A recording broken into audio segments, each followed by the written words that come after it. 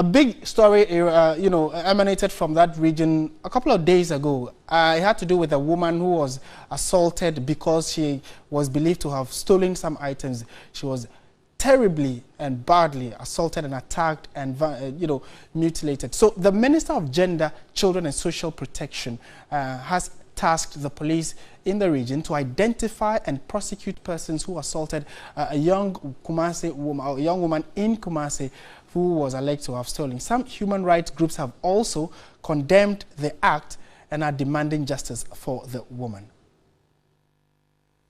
Article 15, Clause 1 of the 1992 Constitution says the dignity of every Ghanaian is inviolable. In other words, no person's dignity can be tampered with.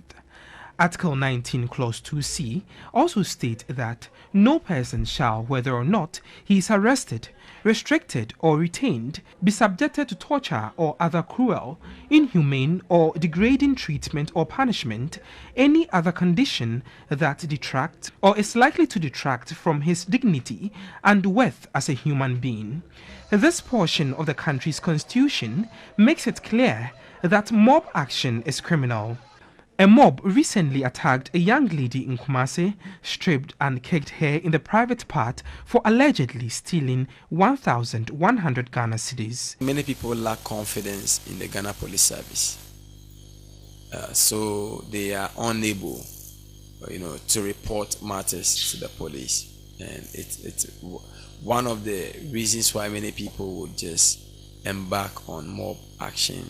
In 2011, some students of the University of Ghana were reported to have molested a lady who allegedly posed as a student and stole mobile phones and laptops on the campus. In 2014, some 3 ladies also went through a similar ordeal at a shopping mall in Accra. The Gender, Children and Social Protection Minister Utiku Afisa-Jaba has condemned the act and called for an investigation into the case. It's not done. There's some moral taboo against attacking women and children. I want to emphatically condemn what I saw. I've spoken to the director in charge of domestic violence to investigate it. The police have issued a statement. They're looking for the lady. They will have to investigate. With social media available, such instances easily go viral. Human rights lawyer Francis Xavier Susu says the police is a little too late in identifying and bringing the perpetrators to book. If the police is committed to dealing with this matter, because wherever this happened, I believe that there are police officers there. In that community, there should be a police, station in that community. And I think that by now, if the police is really serious and they want to do something about it, at least by now, at least 1 or 2 people should have been arrested in connection with this matter. But so far, we haven't heard anything. And I think it's completely unacceptable. Gender advocacy group Women in Law and Development in Africa, WILDAF, also holds the same opinion.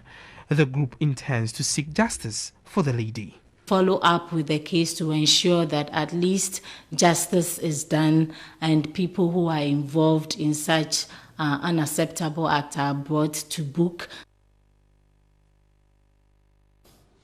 All right, so we were staying with this particular subject because a researcher and a member of the Progressive Alliance Media Communicators, the civil society group fighting for justice for the woman, has revealed that being a foreigner, the assaulted lady could not express herself in the local dialect when the mob attacked her.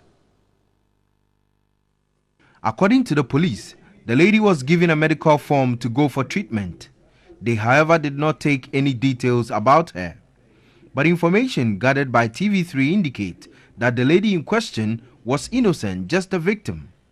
A researcher and member of an advocacy group, Progressive Alliance Media Communicators, which is seeking justice, actually took any money. But then she was assumed to have been the person who has taken the money because of her inability to express herself in the local language.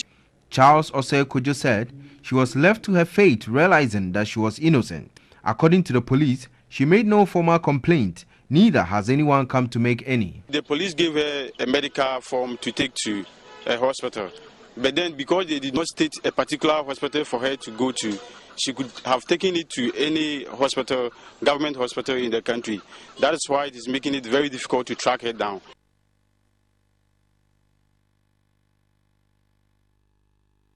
All right, so TV3 actually broke this story, and we are following it to the letter. And because the latest information reaching TV3 indicates that police in the Ashanti region have arrested about 20 suspects who are mainly traders, and they were part of the people who stripped the lady naked, beat her up, allegedly, and for stealing some items in the central business district of the Ashanti region.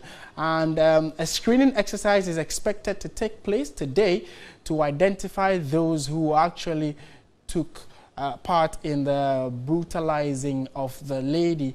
And our Northern Bureau Chief Kofi Edudomfe will be joining us in a bit to let us know what exactly is the current situation and whether he can confirm the number of people who were arrested with regard to this lady in question.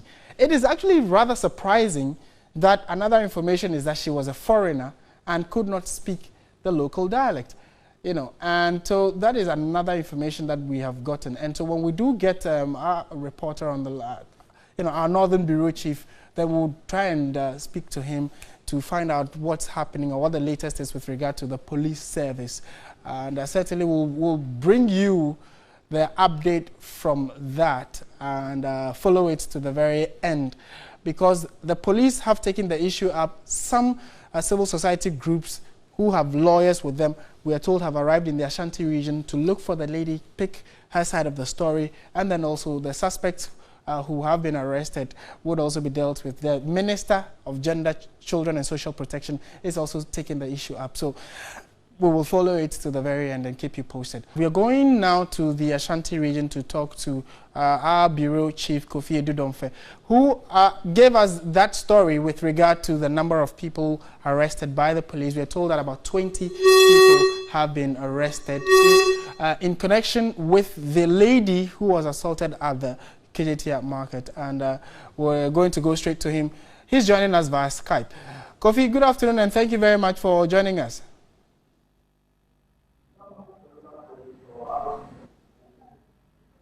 Hello, Kofi. Can you hear me? Hello, Martin.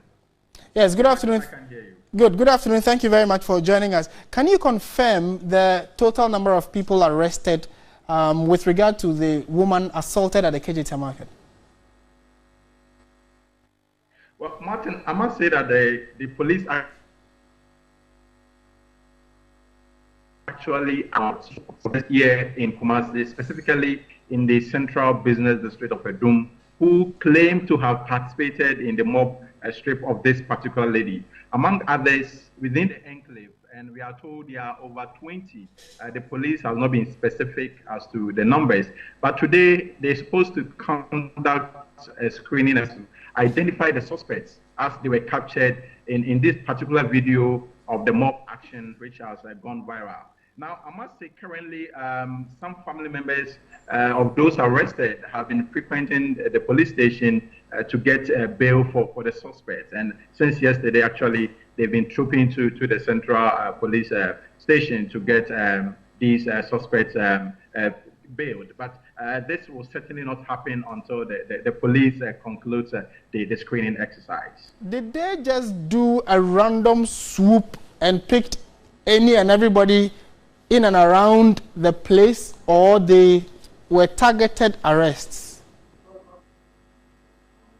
Well, to be very specific, there's been calls for the police to act on the suspects, and they couldn't do that initially because they claimed the video that went viral was not too stable for you to pick and identify people that were involved in this mob action. But yesterday's action was acted upon by following up on some media reports. Apparently, some of those who participated in this mob action had spoken to the media about why they undertook this stripping of the lady, ostensibly, as they claim, to punish her for a crime yet to be established. So the police went in there with the support of the media to identify those who had already spoken to the media and arrested them together with other people around the area who necessarily did not speak to the media but were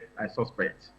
Okay, so when is the screening likely to start? Because they cannot be held more than 48 hours. Hello, Kofi.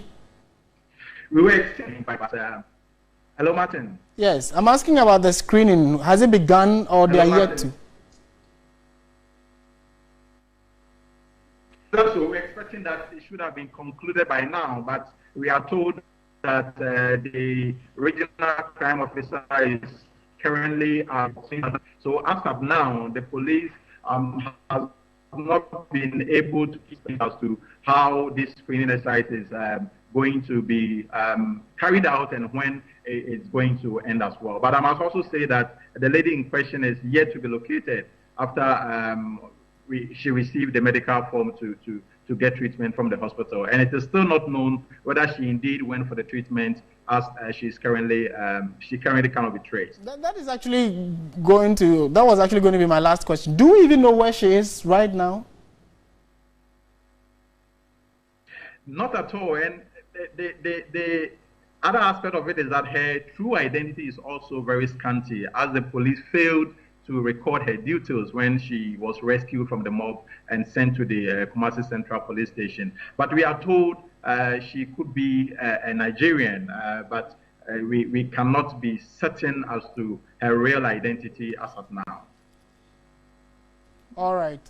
Thank you. Thank you very much, Kofi Edudomfe, for speaking with us. He is our Ashanti, our Northern Bureau Chief, and was giving us an update about the arrests of some persons who are suspected to have engaged in the, attack on the lady who was arrested for, stealing at the market. We'll keep an eye on this development and keep you posted subsequently. This is still Midday Live on TV3.